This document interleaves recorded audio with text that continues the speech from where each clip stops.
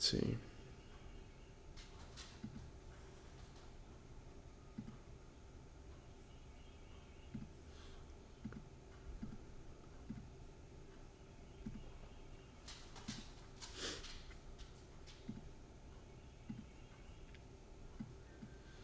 All right.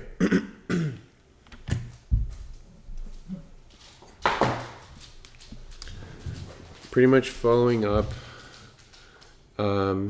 yesterday's move, or not yesterday's, last week's, this previous week's. Right, something to note, right, keep in mind we have been extremely bearish for, let's see, almost a month, right? So naturally a pullback occurs, right? So now the issue is where and why. So as you can see, we came back to perfectly fill our daily inefficiency. I did not expect such a strong reaction, but it kind of does make sense when you think in terms of nothing can fall forever. All right, so that is my initial perspective here, right? Naturally, an inefficiency from a daily time frame, it makes sense, right? We are also, in terms of this non-fully structured leg, and the reason why I say non-fully structured was because our structural range is high, low, retracement, right? This could be seen as a pullback because, right, if we dive in a bit further, right, this is a very strong reaction, right? But keep in mind, right, our previous low has already been taken, right? So final push to the upside that caused the mitigation up here, right, led to a break of structure, right? So naturally, right, this is now my solidified high, right? And in terms now of a structural range, we are now in high, low potential retracement, right? So it's very possible that we can even start seeing these premium levels come back again, right? But something that's tricking me up is the fact that, there's a potential turbulence point here, and then there's also inefficient pricing here. So what does that mean? If we look at now the internal structure inside of these legs, right, we now have two reference. Yo, shut up. We now have two.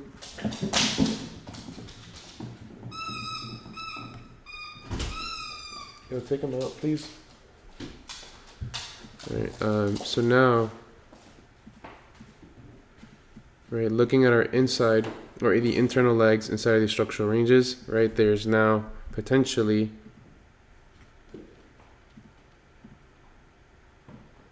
turbulence point here, right, and then the inefficiency would have been somewhere up here, right? But the reason why this area just kind of seems a lot more probable to me was because, right, it actually looks a lot better on EU, but as you can see, this wanted to reverse, right? We gave unwillingness, but we were unable to break structure, right? Meaning volume is stuck inside of this range, right? So naturally, we could see maybe an inefficiency or even the wick, right? So because our internal structure,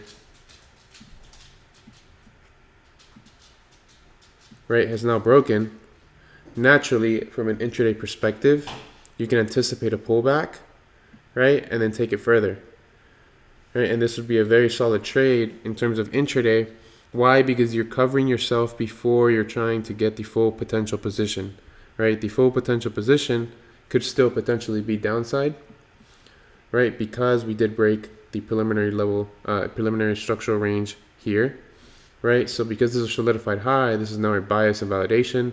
But in my opinion, right, depending on how we react here, if this is strong with momentum, right, then we can easily anticipate this to be taken out, right? Just like if we were to react inside of our turbulence point, then naturally our next target is down here, right, with this being target 1, right? So because we have now the internal structure break here, let's see what you guys are saying.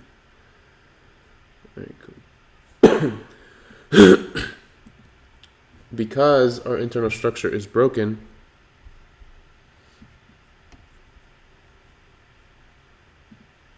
Feels weird not having a mouse anymore. My bad. Right, so whenever I'm looking for potential areas of interest, right, for one, I don't really like to mark them out before they happen. I like to more so see where we are in London, see not where we are in London, but where we are in New York, see what happened during London, to then anticipate and see whether we're going to potentially reverse or not. So when I'm seeing the character of a move, right, we see character here, right, very choppy, very efficient, and then we see a push up, mitigation, push up. So the change of character occurs there, right? So the reason why this is a potential nice area of reference, right, is because this is where the change of character happened, meaning volume had to come in here to create this move or to give the speed, right, where my invalidation would be down here, right, because there's always a chance from an H1 perspective we can come back into the wick, right? So I want to see what happens. For all we know, we could easily tap structure and continue higher, but then that would create a new structural range, and then you can continue based off a discount, right? So there's not really too much going on here, right? But we might be in for a decent pullback. And the reason why I'm considering this counter trend move is also because look at how strong this weekly closure was. Right? I would have probably been fully bullish if we did reach this, but we know that we reached the 2-day inefficiency, so who knows, right? And the last time we saw a type of closure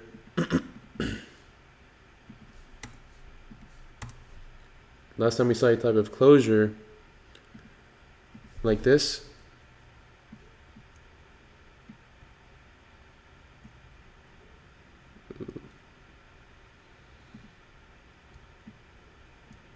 is it not control? Oh, my bad, wrong button. All right, this is annoying. All right, I missed my windows. All right, anyways, the last time we saw a closure like this, right, we saw a massive push to the upside, right? So naturally, we could even anticipate the same type of move. But, right, the only thing that's stopping this now is that this is the initiation of the overall pullback, whereas this is just the initiation of the internal pullback. So that is why I am aware that we can fly, but I'm also aware that we can reverse in our turbulence point because, right, the internal structure break, right? So I'm being attentive to whether we have a pullback, whether we create a new structural range, or whether we just come straight to our turbulence point. But if you come straight to our turbulence point, that is heavy momentum in comparison to the move down. So this could be very improbable, right? So just keep in mind for your options and go from there. EU, very, very not unattractive in my eyes. I didn't even look at this, right, based on session times. Like, for example, by the time we were 7 a.m., we were already here, right? And because we had already broken, right, this internal structure,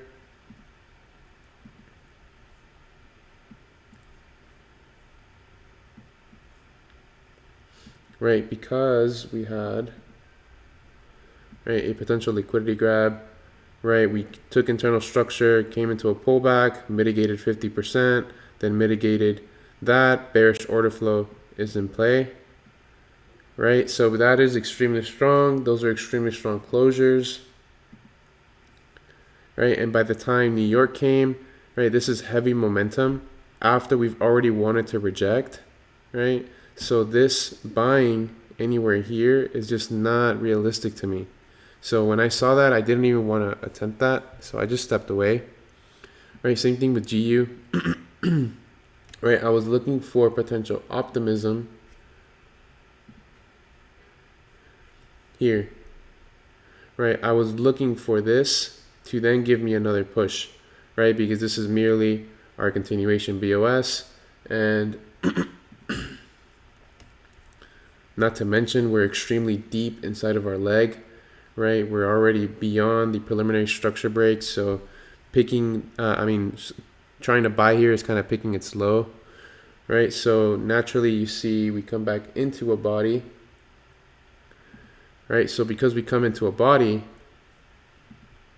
right, once I'm looking into smaller time frame, once I'm trying to be bullish, right, my rules will state to me that this liquidity grab then has to create a pullback to then create the, essentially we have to take out this POI because that creates a disruption of order flow, and then that's when I would want to get in. That's the only way I'll pick a low. If not, other than that, you could see, right, we wanted to mitigate here, right? And because we wanted to mitigate there, let me actually draw.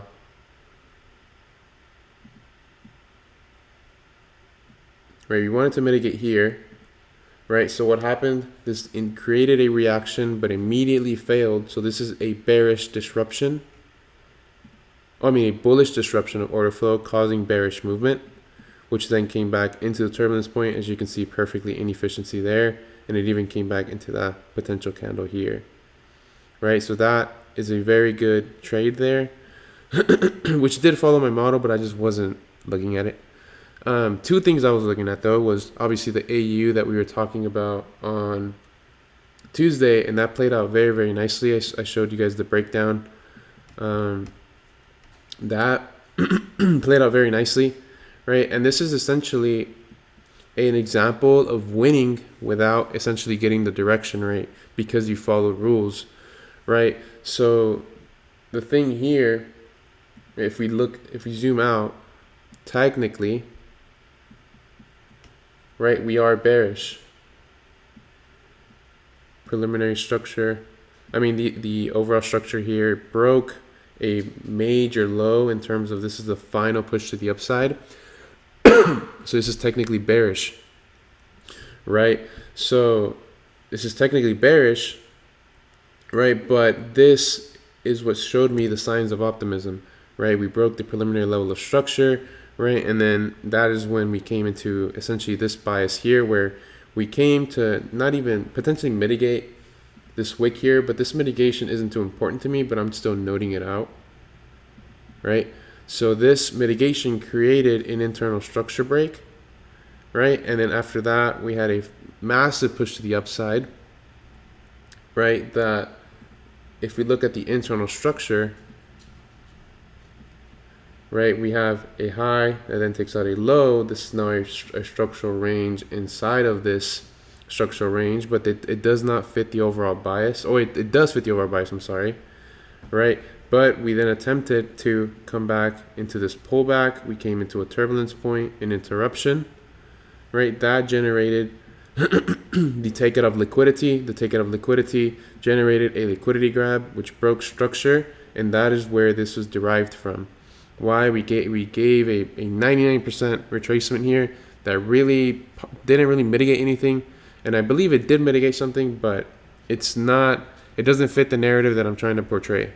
The narrative I'm trying to portray is that this already reacted, right? And then we gave a liquidity grab to the upside, so we could even maybe see a potential disruption, but we didn't see that disruption, right? As you can see, we never saw the disruption. But anyways, right, the bullish structural range here, that is now when we came here during late Asia session, and then obviously in New York we got the entry there, which then pursued the liquidity here. But I cannot judge what happens after the liquidity is taken, right? So after the liquidity was taken, right, although this is still bullish in terms of the structural range here, which would probably be a major intraday, your minor intraday, right, whether you want to look at this low or this low as the low that created this final high that took liquidity, this was not only broken out, but the liquidity was taken, and that emphasizes a bearish liquidity grab because this inevitably came back to break structure, right? So what happened, right, as we zoom in to the range here during New York, right, we see a turbulence point here, very random turbulence point that led to that preliminary structure break, which then led to the next structure break. So, right, we came into the turbulence point, right? As you can see, perfect mitigation there. Inefficiency fill there, I'm sorry. Right, and if we start to zoom in here,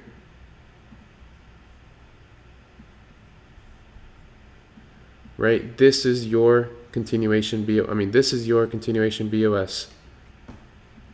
Right, continuation BOS, and this came back to mitigate, I believe, M3, there we go, yeah. M3 wick there, perfect mitigation, right? So keep in mind, this is still bullish in terms of a scalping range, but the minor intraday has converted. So we just need an excuse to want to pursue that bearish bias. So that bearish bias, right, this continuation BOS led to a mitigation from the M3 wick, and that naturally came to pursue liquidity, right, which is here, right? So the liquidity was taken, right? But we mitigated here, and if we start to zoom in, right, this mitigation was not strong. The mitigation, right, came back to potentially mitigate body here. You could even say the 30-second there. As you can see, the wick was perfectly tapped, right? This mitigation is now intact, and we broke preliminary level of structure. So this is a solidified micro low. Solidified micro low, then comes up, right? This is now seen as a liquidity grab, right? But we came back into this range here, right? But because this is now a solidified micro low, the micro low has now been taken out. That is now a break of structure, which is why it makes sense as to why the SC came back to be mitigated, and that is what generated the bearish move, I'm sorry. Right, so based off rules, that is a 0.8 pip stop, right? But you guys know that you want to be as conservative as possible. So I know that there's two potential invalidation points depending on how conservative you want to be. Invalidation point 1, or if you actually want to just be very conservative, which I would probably do this, is just invalidation point 2. Right, which is still a 2 pip. So you guys see how you can be conservative with the SL even though, right, it is still extremely tight. So that was a very clean move. Unfortunately for me, I woke up around, I didn't wake up around, but I got to my desk around 7:45. Yeah, around here. So by the time I was finished analyzing this, it was already around here. So unfortunately that didn't happen. Right, and there's one last move that I just genuinely love this week, right? And all of this came from, keep in mind, that self-reflection that I had with myself, right? So I actually saw this play out just because I wanted to test UCAD to see how it affected rules, right? So 7 a.m. hits. 7 a.m. hits. So keep in mind, right? Our original bias was anticipating that daily POI for this to come up into a potential POI up here, right? But because that didn't happen, right, and we look at our minor intraday, right, we see sloppiness showing its hand, right? That is what we wait for. So naturally you see a POI in the inefficiency fill and the candle, right? But you can make that even more perfect. Right? So I was looking at this myself, right? And I wanted to see how this would play out, right? I was looking at the final push to the upside. I was seeing how the order flow was constructed. Right? We have our solidified low here, right? Structural range 1, pullback, structural range 2 here, came back into an SC, right? And you could even see the conversion here, right, to a perfect 30-second wick, right? Now this move generated the move that came into the POI, but keep in mind, no type of bullish, no type of demand being shown, right after the initial push. So this proportion is generating a reaction based on the POI, right? So once we see that, right, we see now a range.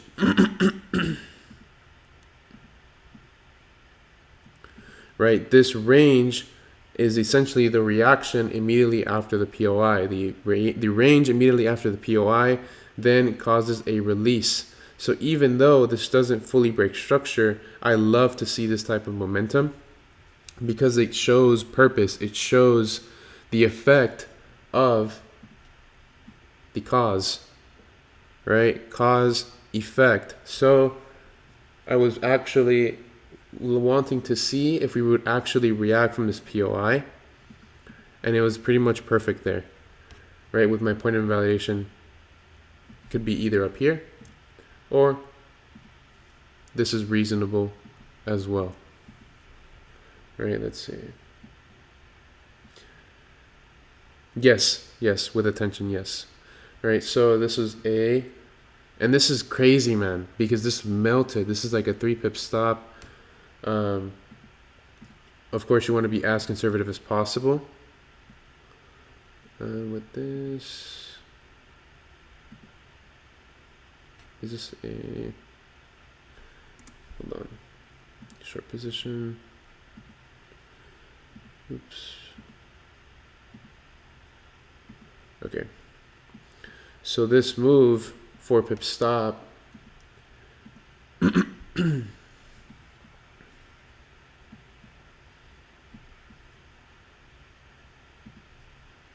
right, just absolutely melted.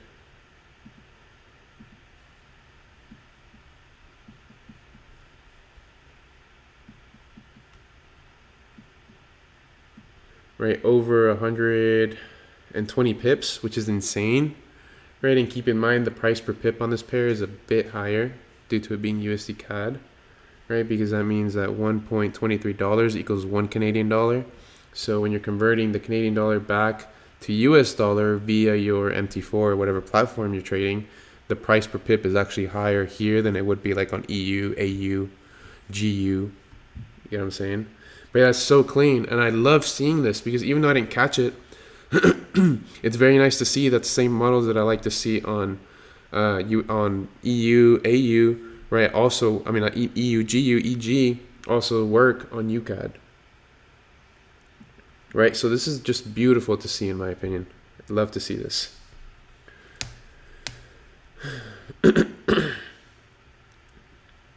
So yeah, anyways, do you guys have any questions?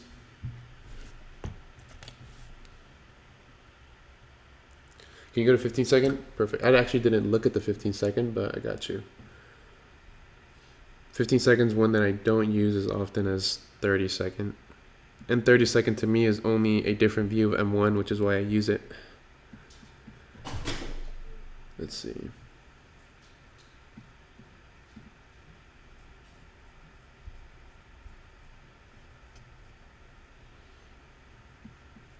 All right, hold on. Now go ahead. Go ahead.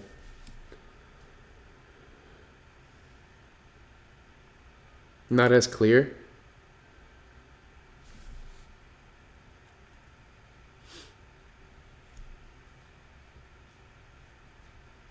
Let's see.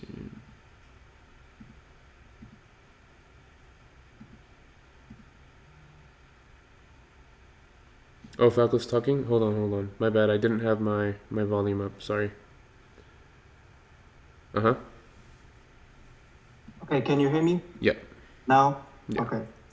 So I was wanting to see the reaction because I always, like you said, I look at the 30 second, but I also like to Reference look 15. at the 15 second because it's like half of 30 seconds, Mhm. right? So can you zoom in just a bit?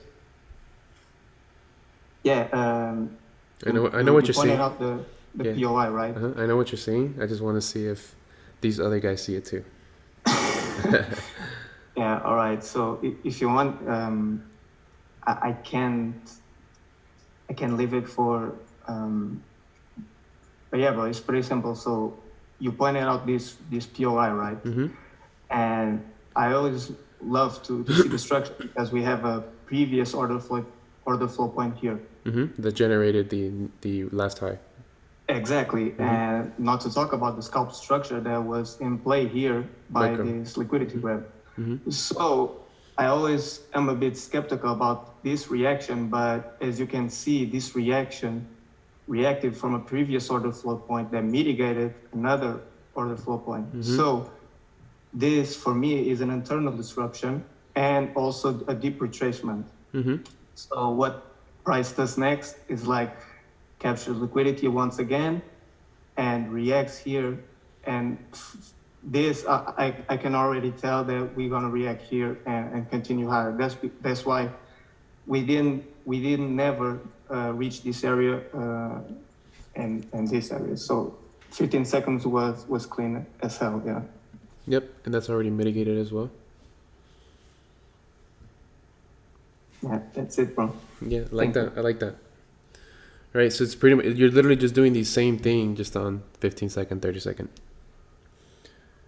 Try to react. Can you go to M1? It does not look clear to me. M1. Okay, M1.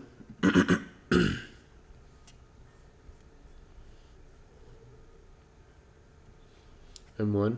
I didn't even see this here actually. Didn't bother to see this here, but you can see that. Right, so as you said, this is in internal disruption on smaller time frame, mitigation here, mitigation there, right? But now this is the full disruption. So internal disruption, external disruption,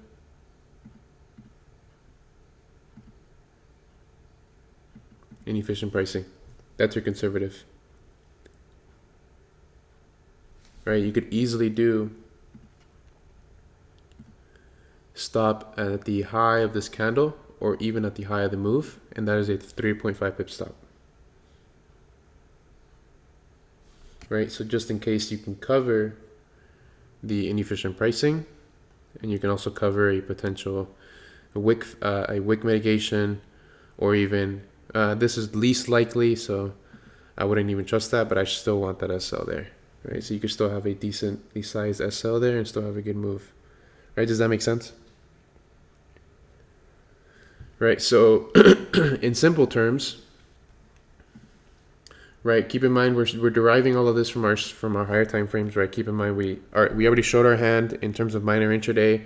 Our swing is extremely bearish, right? So we cannot assume otherwise. If we're thinking order flow, right? Our POI came into the POI once, right? Then essentially created a pullback that generated more bearish order flow here, which then created another push down. But this is an internal disruption because we haven't even taken out the full candle yet. So keep in mind that this then gives a bullish reaction, showing that we probably mitigated the wick now. So that is just essentially solidified low on smaller time frames because we did break a wick high. So now that this breaks fully through the POI, that is in a external disruption. External disruption then comes to mitigate a previous inefficient pricing, right? And you could have your point of invalidation. Honestly, I would have put it here at the top of this candle, but you could easily put it here as well. Right, so does that make sense? In terms of a more conservative view, in terms of if you don't have seconds time frame. Yep. It's just a lot harder to assume certain things on M1 without the seconds time frame. Like you cannot assume internal disruption without, for example, here, right? I probably wouldn't have been able to assume it without the 30 second, 15 second, 30 second primarily. Yep. Hey Fredo. I have a doubt. Actually, I usually wait for this to come 50% of the leg. because what I have noticed on other pairs like GU and AU is that after the full disruption happens and the low which created this high, after this breaks, this is the full leg. Yeah, it is. So, It is. Now, my only issue with So- that is the order flow aspect. Do you understand what I mean with the order flow aspect? Yes, but I get that what you are saying about that order flow thing. But sometimes what I've noticed that after this order flow rules have been met, after that too the price comes to the 50% of the whole leg. Okay. I I get that. mean to say that sometimes after this also price sometimes comes to 50% too, and then closes back again, causing a liquidity crash. So on GU and EU, I've seen that most of the time. So I always wait for the break of the full solidified low, which caused the high, and then wait for 50%. I like that. Here it didn't came to that 50% thing. So according to my rules, I would have missed this trade. So am I missing something here, or does this happen all the time? So Like it depends. will- It depends, bro, because this is Okay. my issue with that approach. If you want this to come back to premium in terms of full range here, right, which we could come back to equilibrium, we could come back up here, but if we break this or even break this final candle here, I wouldn't see that as an order flow disruption. And even if this then continues lower, I would want this to be then a liquidity grab, and then I would be able to get an entry. Does that make sense? I always want to enter via order flow, not via just POI and premium, right? So if this is now disrupted in terms of bearish disruption, I would then want a bullish disruption to then catch order flow down. Does that make sense? Yes, that's what I'm saying. That once it comes higher to the premium, then it will cause a liquidity grab, and after that we'll get our entry. But let's also look at the internal ranges here. I don't think this even reached equilibrium. Actually, it did. See? The final range actually came into a premium, which is inside of an inefficient pricing, which came lower. Yes, but don't you will consider this as a full leg? Yeah, but this is fully mitigated. Mitigated, unmitigated. Okay, bro. Yeah, so here, my issue, right? So remember character, right? Character, what we just discussed. Can you delete your drawings, please? So my issue here, right, is character. So efficient, right? Inefficient because we haven't made it efficient yet, right? So the change of character, right? Character is efficient, inefficient. Make it efficient to then catch a move. Right? So can somebody give maybe a different explanation? Maybe Ash can understand you better than me. And the issue is, bro, the thing is you cannot anticipate too many mitigations, too many order flows. For example, right, we have 1 mitigation, 2 mitigation, 3 mitigation, strong order flow. If the order flow, right, is then breaking here and then still mitigating again, and then still coming here and then still mitigating again, that is too many mitigations, weak order flow, and maybe we can react here and cause a reversal. Okay, so you are saying that if the price didn't mitigate multiple times here, and if this leg was a clean leg, then you will wait for it to come to premium, then go down, right? No. Why would I wait for a premium here? Why would I wait for this? Why would I wait for this premium? Look at order flow. You cannot justify why this comes to premium. If you cannot justify why this could come to premium, besides maybe here, right? But the thing is we have a POI here. So why not just cover the entire thing in your SL? Yeah, I'm saying that if this leg would have been like this straight one. Wait a second. Like this one. Sorry, like this one. Sorry, my bad. Yeah, like this one. This leg, instead of. Oh, are you trying to say if there wasn't any mitigations here? Like if this was a mitigation and this was a mitigation? Is that what you're trying to say? Because remember character, right? Let's look at this. Like, delete your drawings really quick. Wait a second. Sorry, actually, I'm on my phone. That's why I couldn't. Like, okay. So do you see the difference between this and this? Do you see the difference? Yes. That's what I'm saying. That if the leg would have been clean like this on the left one, then you have exactly. You so would then have waited for yes. it to come up. Yes. So this would have. So this makes sense because look, efficient, inefficient.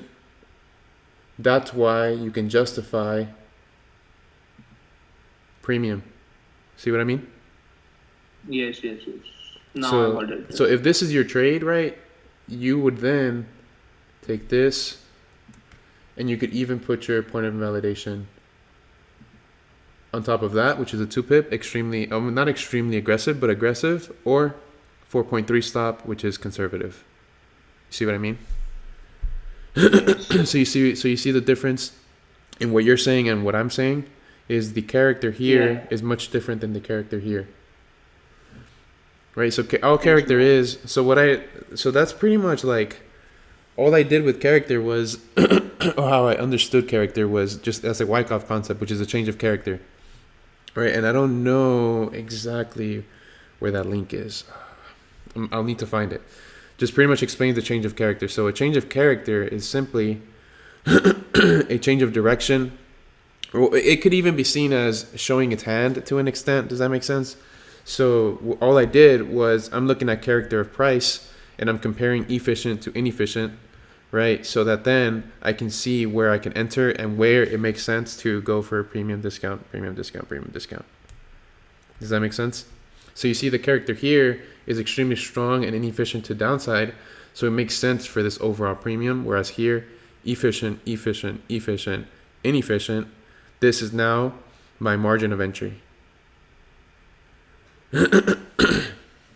Yeah, that might have been where I saw part of it too.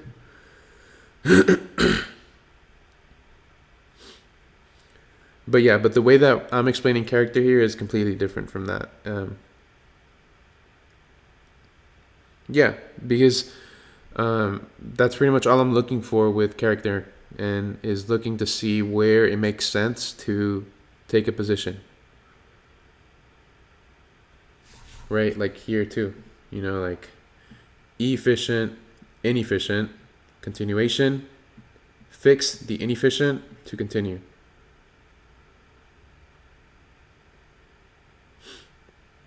Right, maybe I'll make a video on that next week. We'll see.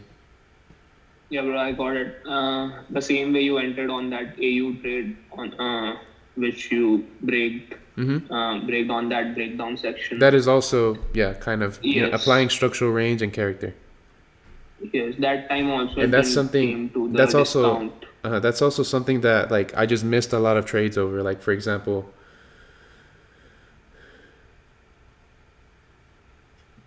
Right, I was too busy trying to wait for this that I did not acknowledge. Yeah, exactly. Yeah, so that's experience right there, bro. Bunch of missed trades. Right, because I was anticipating this and I didn't acknowledge character and structural range, missed the trade. But that's also why I pointed out with DXY, I could wait for that discount, or I could wait for a new structural range to be made.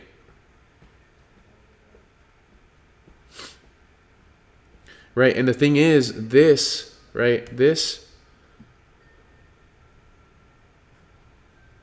can still come back down, but this is a disruption. So if you're playing a POI here, right, you now need a reason to go higher. You see what I'm saying?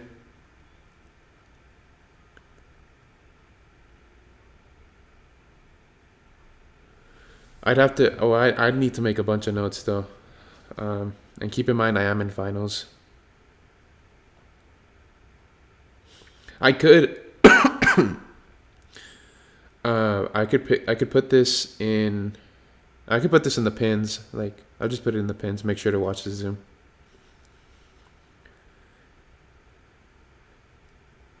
But yeah, also I'm gonna make sure to add you guys to the language chats after the call.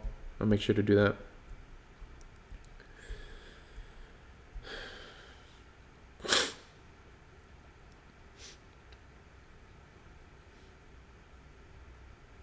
Or if you guys want, I could upload the Zoom into the course, you know? If you guys, I could like pretty much cut out the entire portion. I'll take out the breakdown and then we'll just do that UCAD, you know, example. But if somebody wants to do that for me, I'll pay you.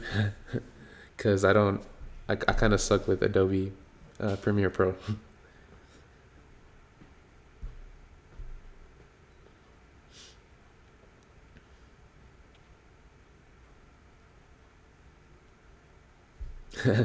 Yeah, but do you guys have any questions? Or do you guys want to bring something up?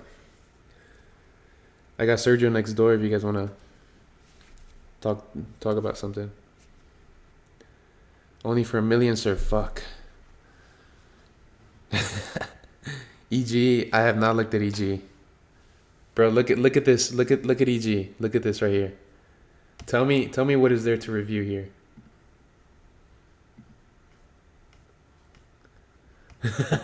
Tell me what there is to review here.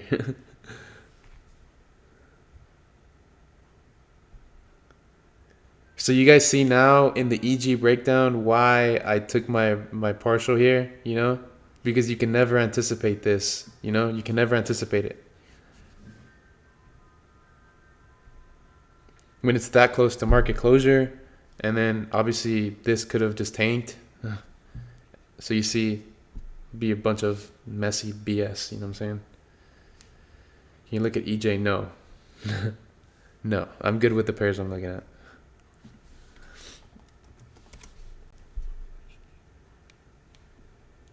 Well, I mean, I think it was like Tuesday, Wednesday. Yeah, Tuesday, Wednesday. Once, like, look, let's look at that real quick. So look at this.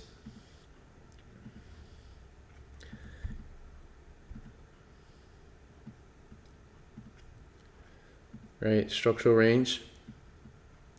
Right, mitigation. Unwillingness. Disruption. Unwillingness. Break. So now that's no man's land. You see what I'm saying?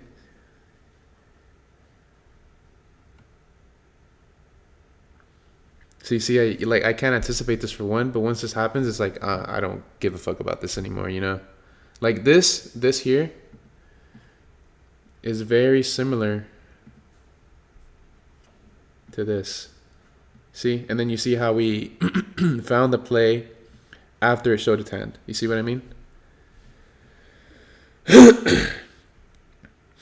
So do you guys think this this breakdown would be enough for the change of character? So a change of character is just looking at pricing, whether it's efficient or inefficient in terms of order flow, just to give you a definition, right? And the change of character is when you see it, quote unquote, like showing its hand, but not as impulsive, not as strong.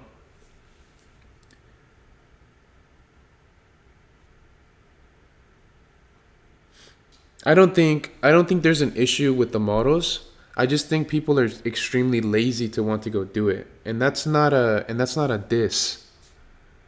That's not a diss. The thing is making a model is so hard, man. It takes so much time. Like, for example, if I wanted to like look at a brand new pair and then make models for you, it'd easily take me 2 to 3 months. Why? Because backtesting is obviously how you first find the model and make the model, but then you have to stress test it over time and refine it over time. So it takes a while, you know what I'm saying? Yeah, exactly. It's experience. And it's something that like I'm kind of struggling to break down just because it's something that's so reliant on you. Like for example, you see how me and Falco just broke down the UCAD thing with the exact same outcome, but just in a different perspective.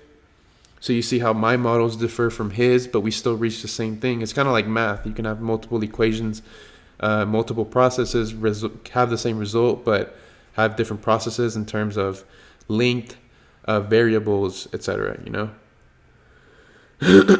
So I personally think this is fine. I personally think the video is fine.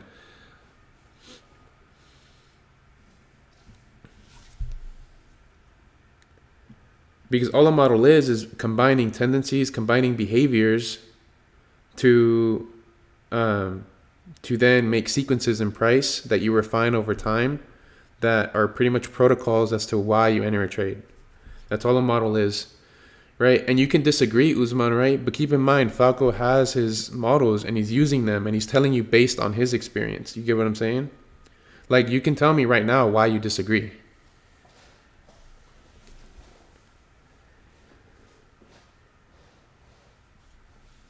Like, I even specifically stated, I'm not going to show you a model outside of the one that I already presented to you because it's doing this work for you. It gives you a basis. Exactly. You need a basis to work something from. You need a basis to build a foundation, right? The course is your basis so that you can find your, not only your trading plan to begin with, whatever you want to trade, right? But it's a blueprint.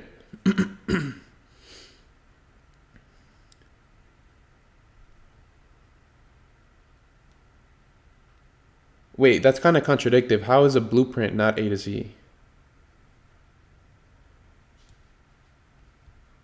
That's kind of contradictory to me.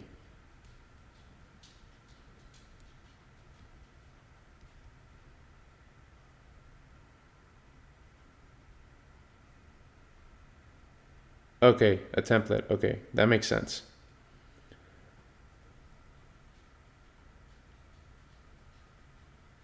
Exactly, Eddie's correct there. I believe he'll teach how to make your own model, which Fredo does already. Yeah. I mean, I think that was which video was it that I mentioned models?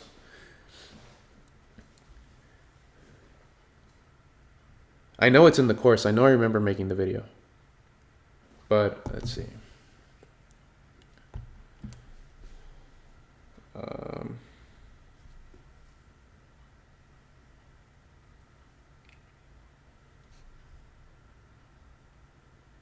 But I don't. What do you mean by template? Because there is no specific way to create a model. You do know that, right? There is an overview of how you can go about it, but there is no specific A to Z on how to make a model, per se, that I know of, right? Phase 5.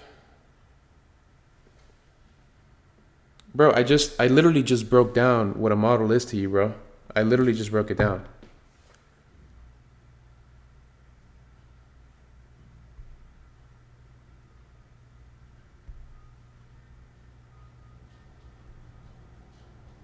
Is whenever I see something new working, I explain it to myself by trying.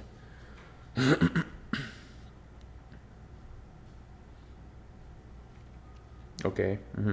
I agree. I like that. But you see, Ash, where did that originate from? That originated from you taking the overview that's stated in the videos and then you went with it. You see what I'm saying? So you see how how that worked out for you because you took the action part after the overview. So Usman, what is the issue? You see what I'm saying? Like, how is it that you specifically need an A to Z blueprint, right? And I'm not getting on your ass, just so you know. But I'm just saying, how is it that people are creating their models and seeing success with their models in terms of they're able to refine them and make them better over time? But why is it that I need to do this specifically for you? That's my question. And that's not a diss. That's not a me getting on you. You know what I'm saying?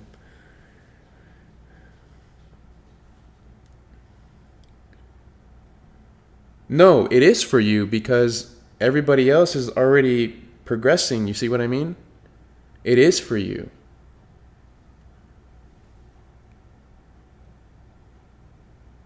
Falco trades his models. The admins trade their models.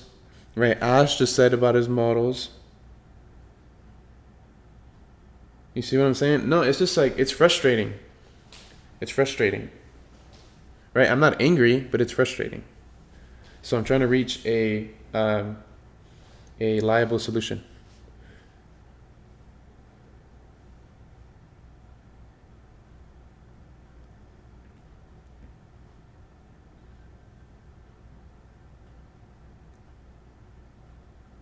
Because, like, for example, let's say I look at GJ and I look at it and I make a model over the process of 2 to 3 months.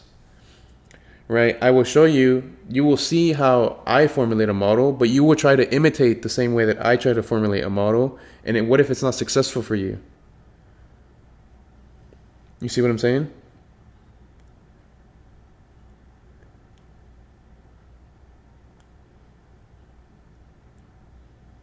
Yeah, bro, it is, and it's so subjective to you. You see what I'm saying? It's so subjective.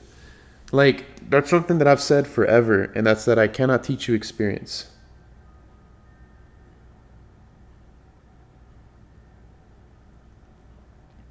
Right? And the thing is not only do we see the market differently, we take different executions and we react differently based on different executions based on the outcome. You see what I'm saying? So there's infinite, possibilities, infinite routes. You see what I'm saying? So that's what makes it hard for me to try to make it specific to you. No two people trade the same. Yeah. I think it comes down to contextual knowledge. I'm new and I wouldn't be able to catch trade just now in UCAD. Imitate and build my own. Exactly. Right? And that's because you were given the overview.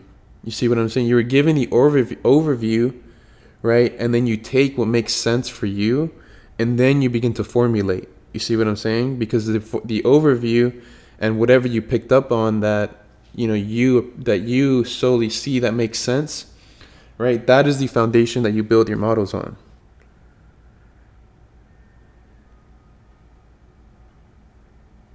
Right?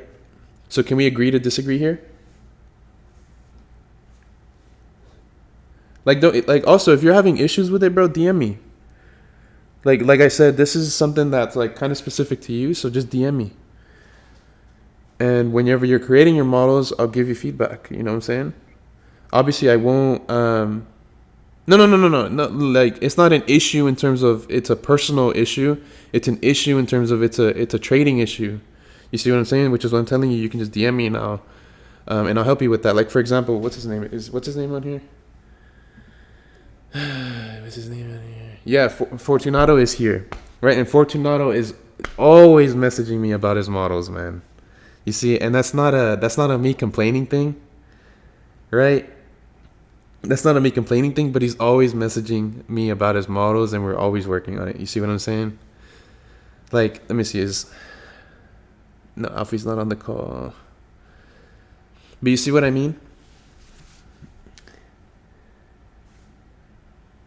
Fleshing out the model, building it from observations of tendencies, working on back testing, forward testing, then refining it from trades taken and missed either. Yes, I agree.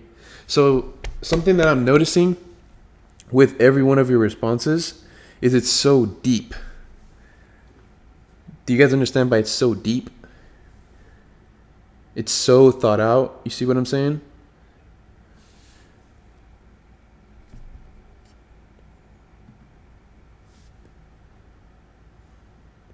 The point is, no. The point is, it's not simple. It's straightforward, but it's not easy. Right? It's not an addition. It's a fucking calculus problem, bro.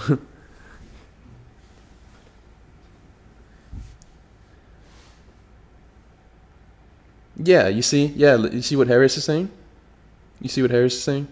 Yeah, Usman, also remember, keep in mind, bro, didn't you just start trading like 5 months ago?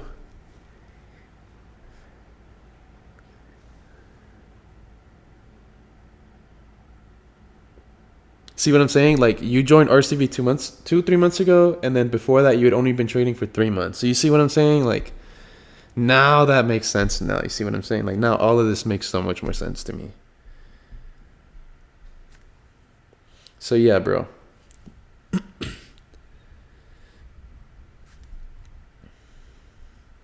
Yeah, you see, like, the thing about, like, for example, the thing about Falco, I'm not trying to give out too much info on his models, but the way that he found his models was he interpreted schematics in the perspective of order flow. And because he was able to find those or understand that order flow, he then understood the internal external disruption, right? Even before I put it in the course, you see what I'm saying? Right? But because he knew that I understood what he was saying, right? We obviously messaged over the past couple months, and that's how that came together, right?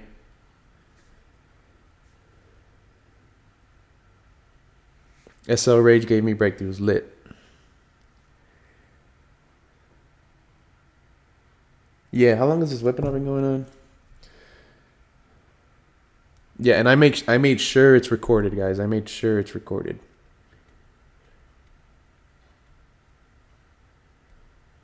Yeah, let's make sure. Dope. We're going for 56 minutes.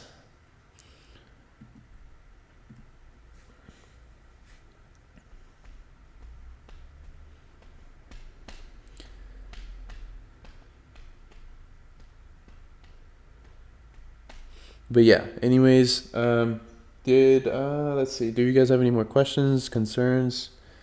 And we can go from here. And yeah, I'll edit out that clip from UCAD and I can make it the character video. And if that's cool with you guys, I can probably get that done by tonight.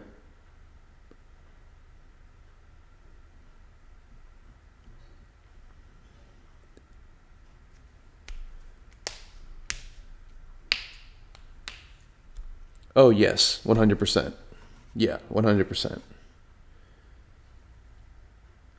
100%, yeah. Like for example, if you have like a certain amount that you're trying to trade, let's say you have $5,000 that you're wanting to trade.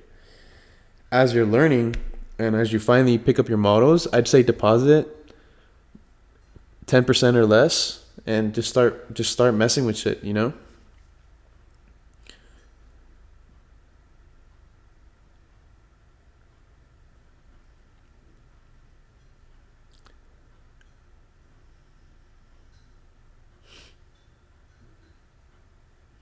Nah, Heresy Rich fan.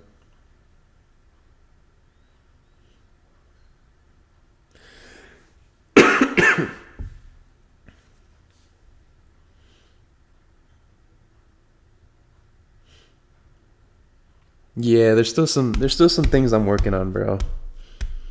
Like the thing is the hardest part for me in terms of content creation is getting it out of my head in a coherent way. That's my hardest issue. Yeah, Harris is our mascot.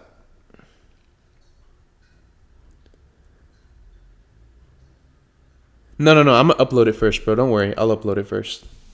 I'll upload it first. Don't worry.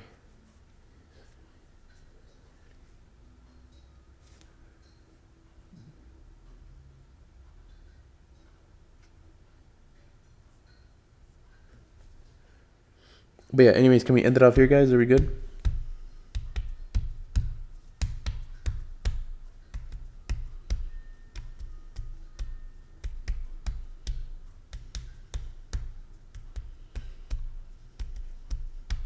Dope. All right, guys. I'll see you guys on Tuesday. Let me go ahead, stop this recording.